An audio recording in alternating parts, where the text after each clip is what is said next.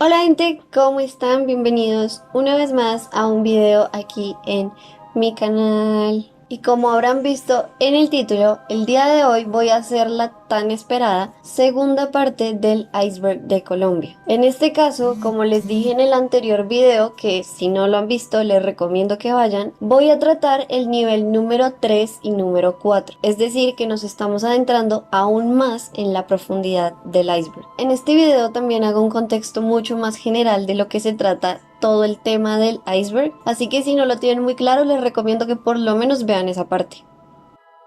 Y también debo repetir, disclaimer, todas las historias, leyendas, creepypastas y mitos que aquí les voy a contar son precisamente eso, sucesos que han ido pasando de voz a voz, los cuales algunos son reales mientras que otros no tienen ninguna fuente de verificación, por lo cual no sé si les estoy diciendo la verdad. Simplemente son leyendas. Partiendo de esta explicación, vamos con el video.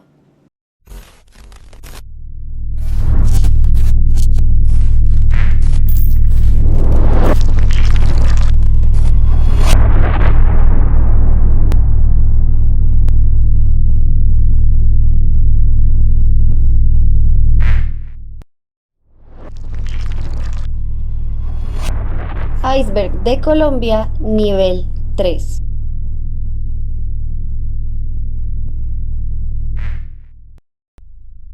El restaurante Caníbal de Bogotá.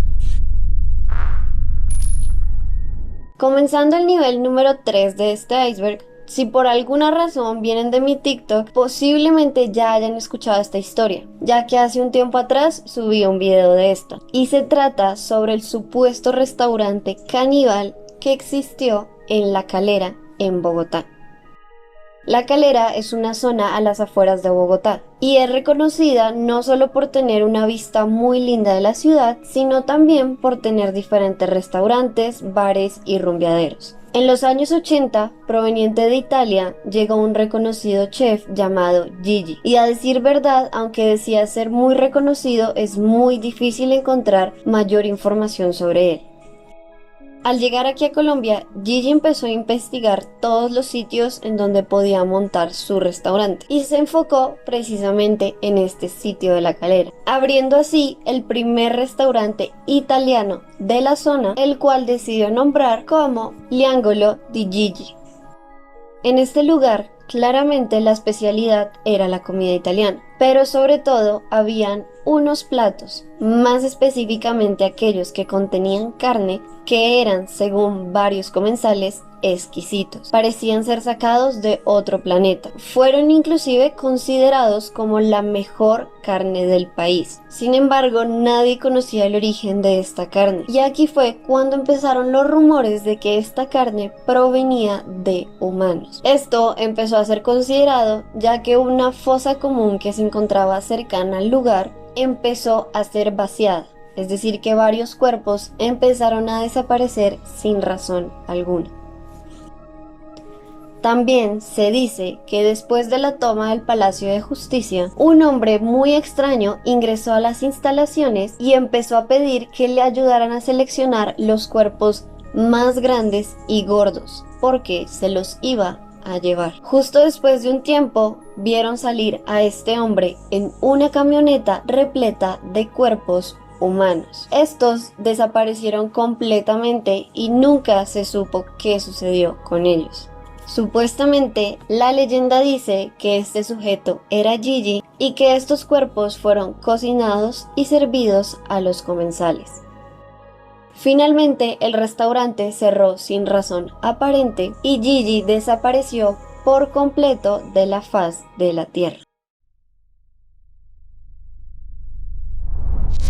El tiempo del ruido. Un día como hoy, en el año 1687, a las 10 de la noche, los habitantes de lo que en ese tiempo sería la pequeña villa de Santa Fe de Bogotá eran aterrorizados por un estruendoso ruido apocalíptico de origen desconocido y un intenso olor a azufre. Durante la época colonial, cuando la villa de Santa Fe de Bogotá, actual capital de Colombia, tuvo lugar un fenómeno que hasta hoy es inexplicable, conocido como el tiempo del ruido. Pocos minutos antes de las 10 de la noche, mientras la mayoría de los habitantes ya se encontraban en sus camas, un estrépito de origen desconocido conmovió el ambiente durante 15 minutos. Generó pánico y confusión en todo el pueblo. Mientras este ruido ensordecía a las personas, un olor a azufre muy fuerte comenzó a invadir la atmósfera. Todos los pobladores empezaron a salir de sus casas prácticamente en pijama a ver qué era lo que estaba sucediendo. Asustados, atemorizados y en pánico, los pobladores decidieron tomar refugio en las iglesias cercanas y en los claustros religiosos. En estos lugares permanecieron los habitantes de en ese entonces lo que era Santa Fe de Bogotá durante varios días, y lo que podían hacer era orar y esperar al juicio final, ya que según ellos este era el apocalipsis. Aquel fenómeno jamás volvió a presentarse y esta fecha, 9 de marzo, fue celebrada como una festividad religiosa. El edificio de la Contraloría fue construido de arriba hacia abajo. Este edificio de la Contraloría, tal vez más conocido como el edificio UGI, construido en 1974 bajo la dirección del arquitecto Hernando Vargas y el ingeniero civil Guillermo González, se creó bajo la modalidad de núcleo central deslizado. Esto es un método de construcción traído de Alemania y fue usado por primera vez en América Latina para la construcción de este edificio. Todos los ingenieros de la época criticaron fuertemente este estilo de arquitectura porque les parecía algo completamente ilógico. En la ubicación actual del edificio se encontraba anteriormente una casona y una estación de gasolina, las cuales fueron derrumbadas para iniciar este proyecto. Sin embargo, el área del lote no era lo suficientemente grande para crear un edificio de tal magnitud, ya que si era construido de la forma tradicional, las columnas ocuparían prácticamente todo el espacio tanto de parqueaderos como del interior de las oficinas. Por lo tanto, este método del núcleo central consistió en crear un pilar central del cual empezaran a salir el resto de pisos, los cuales estaban colgados a través de cables que luego serían unidos a este núcleo. Esta modalidad permitió aprovechar muchísimo más el espacio y generar un edificio que no solo tiene una arquitectura totalmente diferente, sino que también es bastante espacioso en un área de lote muy pequeña. Sacrocaucarianos, un culto en Colombia que alaba a un mesías extraterrestre. Este dato en particular es uno de esos que creo que nadie se espera que suceda y en verdad es bastante curioso. Esta información, sacada de varios artículos y crónicas, toma lugar en el departamento de Santander, en donde se encuentra una comunidad que invoca platillos voladores, ovnis y que predica el porvenir de un mesías que ha llegado a la tierra desde los cielos. Su nombre es Yahkelum Zeus Indezeus y es el fundador de un culto llamado los Sacro-Acurianos. Más específicamente, en el templo vegetal Sacro-Acurianos, localizado en la finca Bogotacito, en Gambita, Santander, está habitado por los Taos, esta comunidad religiosa que empezó a expandirse con rapidez en el sector, el cual, a decir verdad, era un lugar con casas y personas muy humildes que tuvieron que acoplarse a esta nueva llegada y que realmente no estaban preparados, generando así una invasión cultural y religiosa. Allí viven cerca de 4.000 monjes y hombres y mujeres que buscan acercarse a la perfección a través de la meditación. Hacen parte de la Sacra Iglesia Taoísta Universal, liderada por aquel Mesías que ya les comenté. Este misterioso Mesías era un hombre de tamaño promedio y que, aparte de ser bastante extraño, nunca hablaba. Los demás seguidores decían que se encontraba en un ayuno verbal y que cuando el hombre deseaba decir algo es porque una tragedia mundial iba a ocurrir. Lo extraño aquí, más allá de todo este contexto religioso, es que este lugar fue considerado como una secta, ya que no solo buscaban predicar su pensamiento, sino que también empezaron a realizar cosas bastante perturbadoras y muy tristes. Entre estas se encontraban secuestros e inclusive algunos cuerpos enterrados en el lugar. Todo esto se entendió después de que en 2014, tras denuncias de los habitantes del pueblo, un centenar de funcionarios de la fiscalía, policía, DAS y ejército ingresaron al templo Sacro Acurius con una orden de allanamiento. El Mesías Kelium Zeus desapareció y presuntamente se fue a Venezuela. Pero en 2005 la fiscalía hizo una orden de arresto a este sujeto y a otros 7 integrantes de esta secta, los cuales fueron capturados y fueron judicializados por concierto para delinquir. Exmiembros de la secta que posteriormente fueron asesinados también estaban ya acusados por precisamente asesinato, secuestros y porte de armas. Las autoridades en el allanamiento no solo encontraron todos estos factores que ya les dije, sino también varias armas de diferentes calibres. Y asimismo, una de las cosas más tristes es que según testigos que lograron sobrevivir a esta secta, aquí también se vivió abuso sexual a mujeres, a hombres y sobre todo a menores.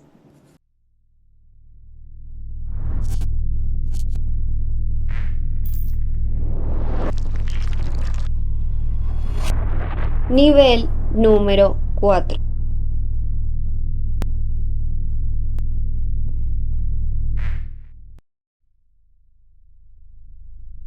El ovni que asesinó a un hombre. Este, por si no lo conocían, es otro caso del que también ya hice no solo varios TikToks, sino también un video completo. Así que si desean saber toda la historia con puntos, comas y tildes, aquí arriba les voy a dejar el link que los lleva a ese video o abajo en la caja de descripción también lo pueden encontrar. Todo comienza en 1969, en una hacienda llamada Casa Teja, en la vereda Tocarema, en una zona cercana al municipio de Anolaima, ubicado en Cundinamarca. Una noche de este año, el joven Mauricio Neco decidió salir a ver las estrellas con sus primos. Mientras se encontraban fuera de la casa, lograron ver una luz muy extraña que sobrevolaba un valle cercano. En este momento, Mauricio, quien poseía una linterna, decidió levantar esta hacia la misteriosa luz que se veía. En este momento, esta luz giró y cambió de rumbo, yendo directamente hacia ellos. Ante esto, él y los demás niños comenzaron a gritar y salieron corriendo hacia la casa. Al llegar, todos los adultos salieron a ver qué era lo que estaba sucediendo. Entre ellos se encontraba el tío Arcesio Bermúdez. Para este punto, con la curiosidad, la intriga y un poco el misterio de qué era lo que estaba sucediendo, los jóvenes más grandes, incluyendo a Mauricio y el tío Arcesio, decidieron salir y perseguir esta luz a ver de qué se trataba. Pero, como lo cuenta Mauricio, quien vivió esta situación, hubo un momento en el que él y sus primos se separaron de Arcesio, el cual encontraron minutos más tarde frente a poco menos de 10 metros de distancia de aquel objeto misterioso, el cual tenía forma esférica y que brotaba una fuerte luz de su interior. Según los testigos, pasaron 4 minutos exactos, mientras Arcesio y este objeto se encontraban frente a frente. Después de esto, este ovni se elevó hacia el cielo y desapareció por completo. Después de volver a la casa, ninguno pudo dormir esa noche, y al día siguiente claramente las vacaciones de los jóvenes habían llegado a su fin. Antes de que todos se marcharan de la casa, una de las hermanas de Arcesio les comenta que este se había levantado bastante enfermo. Decía tener muchos escalofríos y en general sentirse bastante mal. Aunque esto era algo extraño, no le pusieron mucha atención y todos aquellos que eran de Bogotá decidieron devolverse a la capital. Pero no fue sino a los 3 días después que nuevamente la hermana de Arcesio llama y le dice dice a la mamá de Mauricio que el hombre se estaba poniendo mucho peor, que necesitaba ayuda urgente. Ante esto decidieron trasladarlo a Bogotá, pero lamentablemente pocas horas después de estar en el hospital, Arcesio fallece sin razón aparente. Aunque los médicos le intentaron diagnosticar gastroenteritis, fallas cardíacas, entre otras situaciones, todo el caso se veía muy extraño, ya que parecía tener algunos síntomas de una cosa y otros síntomas de otra. Entre ellos, uno de los que más impactó a los médicos es que apenas Arcesio llegó al hospital, su temperatura era muy baja, algo que era totalmente contradictorio a una gastroenteritis o alguna infección. Finalmente, debido a este fallecimiento tan repentino y a la situación con todo el ovni, es que se comienzan a generar muchísimas hipótesis en este caso. Entre ellos, aquel que llegó más allá de los periódicos, de las noticias, fue el que haber visto este objeto no identificado le provocó de alguna manera este fallecimiento tan extraño. Este caso dio de nombrar muchísimo aquí en Colombia e inclusive llegó a Estados Unidos, de donde supuestamente mandaron varios agentes de la CIA a que verificaran aquí la información y los testimonios dados por Mauricio, sus primos y los demás familiares. La masacre de los sastres. En marzo de 1919, una huelga protagonizada por los sastres bogotanos contra el gobierno de Marco Fidel Suárez se desató porque el Ministerio de Guerra iba a comprar uniformes militares para el ejército, que se usarían en la celebración del centenario de la Batalla de Boyacá. En medio de la pobreza y falta de trabajo de la época, los sastres y artesanos consideraron que esos uniformes se deberían hacer aquí, en el país, no solo para darle trabajo a estas personas, sino también para representar lo que era la Batalla de Boyacá. Por tal razón, para ellos era algo totalmente desconsiderado que pidieran esos uniformes de otro país, por lo cual decidieron hacer una marcha el 16 de marzo con el fin de poder hablar con el presidente y llegar a un acuerdo. El gobierno dio marcha atrás a la decisión de comprar los uniformes en Estados Unidos un día antes de la marcha, pero esta información no alcanzó a llegar al pueblo y se juntaron unos 4.000 manifestantes en la Plaza de Bolívar. Los manifestantes se dirigieron al Palacio Presidencial, donde exigieron la presencia del presidente en algunos de los balcones de la casa. En este punto, Suárez salió ante ellos y les leyó la contestación a las peticiones formuladas. Pero en este momento estaba lloviendo a cántaros y los obreros,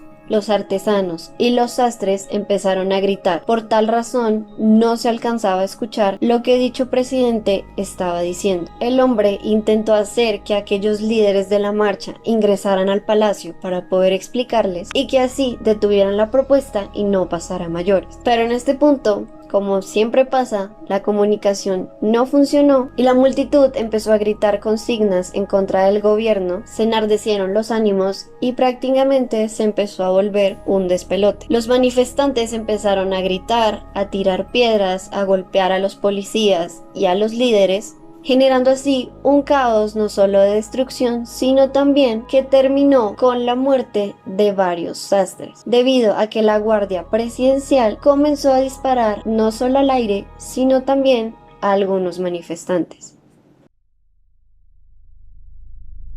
Cementerio indígena encontrado en Soacha. Hace varios años, un impresionante hallazgo fue encontrado cuando se construía una urbanización de interés social en Soacha.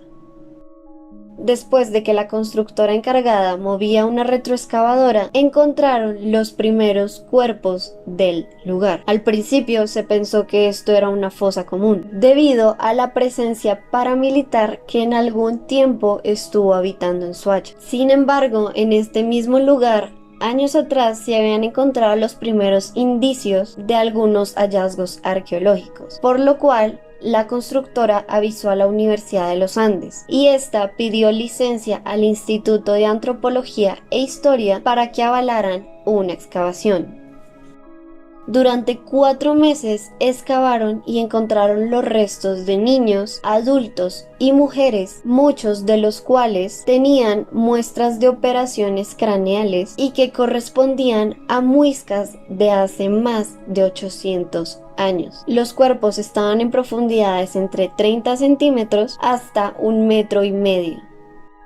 Hoy en día estos restos arqueológicos son parte de la Universidad de los Andes. Aparte de esto, también encontraron diferentes piezas arquitectónicas de la época, y gracias a este hallazgo es que se pudo determinar más historias sobre quiénes eran estas personas hace tanto tiempo. Y aunque este proceso tardó bastante tiempo, la universidad decidió hacerlo lo más rápido posible. Esto con el fin de evitar gente que llegara a robar este tipo de hallazgos arqueológicos y también para que la constructora pudiese proseguir con su proyecto.